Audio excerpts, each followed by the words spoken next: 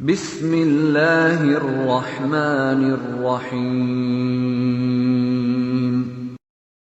یوم ولادت امام محمد باقر علیہ السلام۔ قرآن حکیم میں ارشاد اقدس الہی ہوتا ہے، اے اہل بیت، خدا تو بس یہ چاہتا ہے کہ تم کو ہر طرح کے رجس سے دور رکھے اور جو پاکیزہ رکھنے کا حق ہے ویسا پاکیزہ رکھے۔ سورہ احزاب آیت 33۔ رجب کے مہینے کو پروردگار عالم نے ان 4 مہینوں میں شامل کیا ہے کہ جن میں سوائے دفاع کے جنگ کرنا حرام قرار دیا گیا ہے۔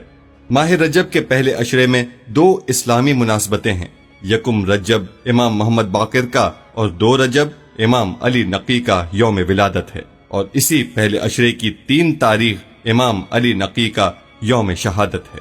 آج کی گفتگو میں ہم ان ہستیوں کی زندگی پر روشنی ڈالیں گے اور ان کی کچھ احادیث سے درس زندگی حاصل کریں گے جس کی ہمیں بہت ضرورت ہے۔ امام محمد باقر ان ائمہ اہل بیت میں سے ہیں جنہیں کھل کر دین مبین اسلام اور مذہب تشیع کے لیے کام کرنے کا موقع ملا۔ یہی وجہ تھی کہ آپ نے متعدد شعبوں میں جیسے فلسفہ، احکام، اصول و عقائد اور تاریخ وغیرہ میں تمام مسلمانوں بالخصوص شیعوں کی علمی تربیت کی، جس کی تفصیل بہت سی تاریخی کتب مثلاً تاریخ طبری وغیرہ میں موجود ہے، جس میں آپ کی بہت سی احادیث اور روایات بیان کی گئی ہیں۔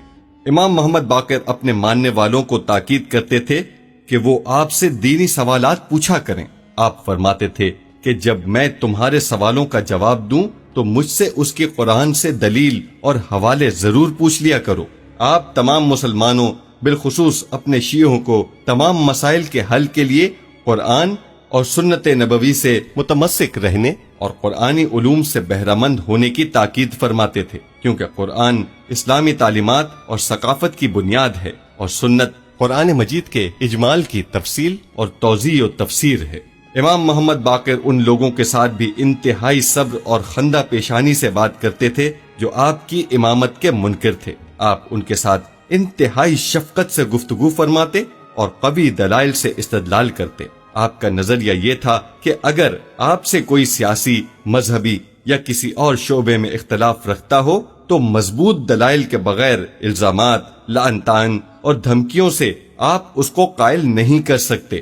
ممکن ہے اس طرح اختلافات کی خلیج مزید گہری ہو جائے، لیکن اگر دلیل سے بات کی جائے تو ہو سکتا ہے کہ وہ آپ کی بات مان لے۔ یہ وہ تعلیمات ہیں جو قرآن مجید، پیغمبر اکرم اور آپ کے اہل بیت سے ہمیں ملتی ہیں، اور انہی تعلیمات کی روشنی میں ہم اپنے اختلافات کو ایک دوسرے پر الزامات اور لعن طعن کرنے کی بجائے مضبوط عقلی اور منطقی دلائل کے ذریعے ختم کر سکتے ہیں۔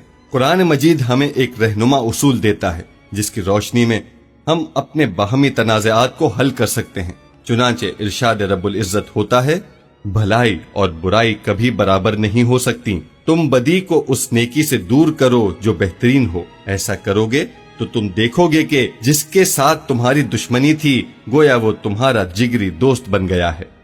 سورہ حامیم سجدہ آیت 34۔ امت کی فکر۔ امام محمد باقر امت مسلمہ کے سیاسی مسائل سے بے حد پریشان رہتے تھے۔ اگرچہ خلافت پر بنی امیہ قابض تھے اور بنی امیہ کے اہل بیت کے ساتھ تعلقات اچھے نہیں تھے، مگر آپ اسلامی مملکت کو لاحق خارجی خطرات پر کڑی نگاہ رکھتے تھے۔ آپ اپنے جد بزرگوار امیر المومنین امام علی کی طرح اپنے ذاتی مفادات کی بجائے مسلمانوں کے اجتماعی مفادات اور مصلحت کا خیال رکھتے تھے۔ تاریخ اسلام میں یہ واقعہ موجود ہے کہ اموی خلیفہ عبد الملک بن مروان کے دور تک اسلامی سلطنت میں رومی سکہ چلتا تھا۔ روم کے بادشاہ نے عبد الملک کو یہ دھمکی دی کہ وہ عنقریب رسول اللہ کی شان میں گستاخانہ جملہ کندہ کروا کر سکہ جاری کرے گا۔ عبد الملک نے یہ معاملہ امام محمد باقر کے گوش گزار کیا تو آپ نے اسے اطمینان دلایا کہ گھبرانے کی کوئی بات نہیں۔ آپ نے اسلامی سکے کے خد و خال بنائے اور اسے جاری کرنے کی تجویز دی۔ اس طرح رومی سکے کی اجارہ داری ختم ہو گئی، مگر جب انہی اموی حکومت کے خلاف مسلمانوں نے شورش برپا کی تو آپ نے حکومت مخالفین کا ساتھ دیا، کیونکہ آپ جانتے تھے کہ بنی امیہ کی حکومت کا خاتمہ اسلام کے مفاد میں ہے۔ امام محمد باقر کے دور امامت میں اموی حکومت بہت مشکل صورتحال سے گزر رہی تھی۔ اس لیے آپ نے اسلام کی نشر و اشاعت اور تبلیغ کے لیے اپنا بھرپور کردار ادا کیا۔ آپ کی سرگرمیوں کو زبردستی روکنے کی حکومت میں سکت نہیں تھی۔ اس موقع سے فائدہ اٹھاتے ہوئے آپ نے تعلیمی سیاسی میدانوں میں مسلمانوں کی خوب تربیت کی۔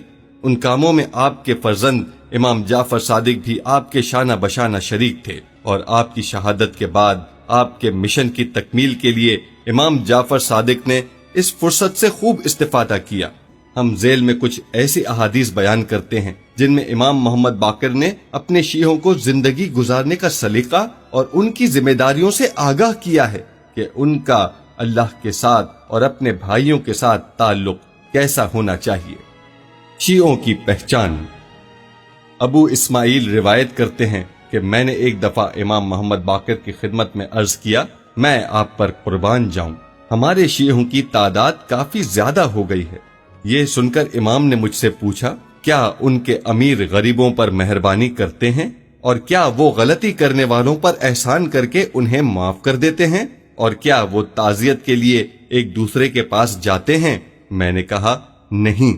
تو امام نے فرمایا، پھر یہ لوگ ہمارے شیعہ نہیں ہیں۔ وسائل الشیعہ جلد 9 صفحہ 428۔ کیونکہ تشیع اسلامی تعلیمات پر مکمل عمل کا نام ہے، اور اہل بیت کی محبت دل میں رکھنے کا دعویٰ ہی نجات کے لیے کافی نہیں، بلکہ یہ ایک ایسا راستہ ہے جس پر چلنے والے ایک دوسرے سے محبت کرتے ہیں، وہ تمام اسلامی احکام کی پابندی کرتے ہیں۔ ان کی مثال ایسی ہوتی ہے جیسا کہ رسول اکرم کا فرمان ہے، باہمی محبت اور رحم دلی میں مومنین کی مثال ایک جسم کی سی ہے۔ جب جسم کا کوئی ایک حصہ دکھتا ہے تو پورا جسم دکھن اور بے چینی محسوس کرتا ہے۔ بہار الانوار جلد 85 صفحہ 150۔ ایک اور مقام پر امام محمد باقر نے اپنے صحابی خیثمہ سے فرمایا، اے خیثمہ، ہمارے چاہنے والوں سے ملو، انہیں ہمارا سلام پہنچاؤ، اور انہیں خداوند عظیم کا تقوی اختیار کرنے کی نصیحت کرو، اور ان سے کہو کہ ان کے دولت مند اپنے نادار بھائیوں اور طاقتور کمزوروں کے ساتھ نرمی سے پیش آئیں۔ زندہ لوگ مردوں کے جنازوں میں شرکت کریں اور ایک دوسرے سے ان کے گھروں میں جا کر ملاقات کریں، کیونکہ جب یہ ایک دوسرے سے ملاقات کرتے ہیں تو ہمارا امر زندہ ہوتا ہے، اور اللہ اس بندے پر رحم فرمائے جو ہمارے امر کو زندہ رکھتا ہے۔ اور اہل بیت کا امر دین اسلام، اللہ رسول، اللہ کے اولیاء اور قرآن کے راستے پر چلنے سے عبارت ہے۔ اسی لیے ائمہ اہل بیت نے اپنی ولایت یعنی اسلام کی ولایت سے متمسک رہنے کا حکم دیا ہے، تاکہ اسلام کا عقیدہ مسلمانوں کی زندگی میں عملی طور پر نمایاں نظر آئے۔ اے خیثمہ، ہمارے چاہنے والوں کو یہ پیغام بھی پہنچاؤ کہ ہم ان کو نیک عمل کے بغیر اللہ کے عذاب سے بچنے کی ہرگز ضمانت نہیں دے سکتے، اور تقوی کے بغیر ہماری ولایت ان تک نہیں پہنچ سکتی۔ ولایت سے مراد صرف زبانی اظہار محبت نہیں، بلکہ یہ اللہ اور اس کے رسول کے حکم پر پوری طرح چلنے اور اسلامی تعلیمات کے مطابق زندگی گزارنے کا نام ہے۔ اور قیامت کے دن لوگوں میں سب سے زیادہ افسردہ خاطر وہ شخص ہوگا جو حق کو پہچاننے کے باوجود اس پر عمل نہیں کرتا۔ کافی جلد 2 صفحہ 175۔ امام عالی مقام نے اپنے متعدد ارشادات میں اس بات کو واضح طور پر بیان کیا ہے کہ صرف انسان کا نیک عمل اور تقوی اسے خدا سے نزدیک کر سکتا ہے۔ اس سے یہ بات ثابت ہوتی ہے کہ قیامت میں کام آنے والی چیز تقوی اور خدا و رسول کی اطاعت ہے۔ ایک مرتبہ آپ نے اپنے شیعوں سے خطاب کرتے ہوئے فرمایا، اے گروہ شیعہ، شیعان آل محمد، میانہ روی اختیار کرو، نہ شیخی خورے بنو اور نہ زیادہ شکی مزاج، اس لیے کہ بالآخر غالب تمہاری طرف پلٹیں گے اور تالی بھی تم سے آ ملیں گے۔ یہ سن کر سعد نامی صحابی نے پوچھا، فرزند رسول، میں قربان جاؤں، یہ غالی کون ہیں؟ آپ نے فرمایا، وہ لوگ جو ہمارے متعلق ایسی باتیں کریں جو ہم نے اپنے بارے میں نہیں کہی ہیں، ان کا نہ ہم سے کوئی تعلق ہے اور نہ ہمارا ان سے کوئی تعلق ہے۔ سعد نے پھر پوچھا، تالی کون ہیں؟ آپ نے فرمایا، وہ شکی مزاج لوگ جو بھلائی کی تلاش میں ہوتے ہیں تاکہ ان پر انہیں ثواب ملے۔ خدا کی قسم، اللہ کی طرف سے ہمیں نجات کا پروانہ نہیں ملا ہے۔ اللہ نے اطاعت کے بغیر کسی کو عذاب سے نجات کا پروانہ نہیں دیا ہے، بلکہ اللہ نے سب کو عمل کا حکم دیا ہے، اور اس نے اپنے رسول کو یہ اعلان کرنے کا پابند کیا ہے کہ اگر میں اپنے رب کی نافرمانی کروں تو ڈرتا ہوں کہ ایک بڑے خوفناک دن کی سزا مجھے بھگتنی پڑے گی۔ سورہ انعام آیت 15۔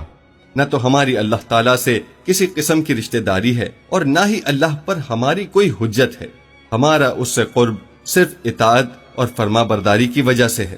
بس تم میں سے جو خدا کی اطاعت کرنے والا ہے اسے ہماری دوستی اور ولایت فائدہ دے گی، لیکن جو خدا کا نافرمان ہے اسے ہماری ولایت کوئی فائدہ نہیں دے گی۔ خدا را دھوکے میں مت رہو۔ کافی جلد 2 صفحہ 75۔ امام محمد باقر ارشاد فرماتے ہیں، جب تم یہ جاننا چاہو کہ تمہارے اندر بھلائی ہے یا نہیں تو اپنے دل کو ٹٹولو۔ اگر تمہارا دل اللہ کی اطاعت گزاروں سے محبت اور گناہگاروں سے نفرت کرتا ہے تو یقین جانو کہ تمہارے اندر بھلائی ہے۔